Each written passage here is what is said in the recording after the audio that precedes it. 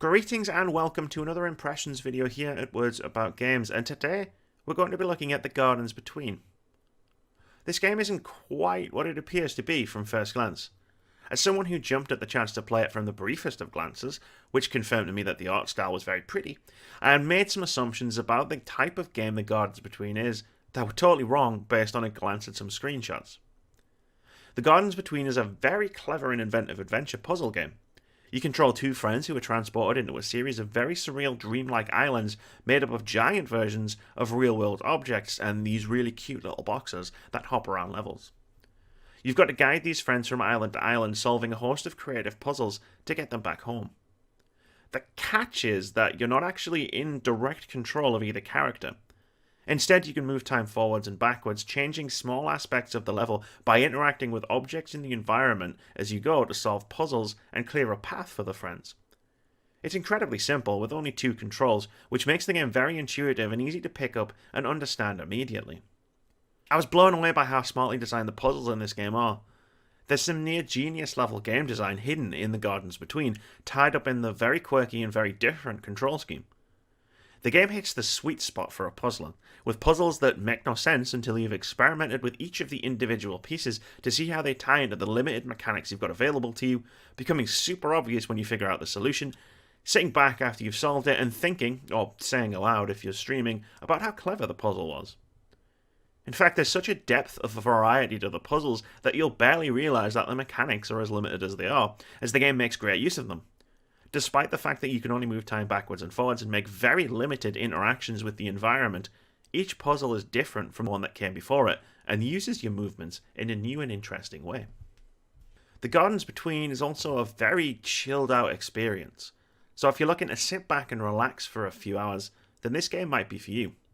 Even when I was completely stuck on a puzzle, it was hard to feel frustrated thanks to the tranquil soundtrack that hums away in the background of the game. When combined with the beautiful art style, serene environments, and the fact that most of the game's puzzles aren't fiendish brain teasers, The Gardens Between is one of the most chilled out experiences I've had all year. It's also a very abstract experience. There's a story being told here as you make your way through the series of surreal islands that are made up of giant-sized real-world objects. These objects, which are usually the focus of each island's puzzle, are the basis for some memory or another that the two protagonists and best friends are sharing and, in an abstract, dreamlike way, are very relatable.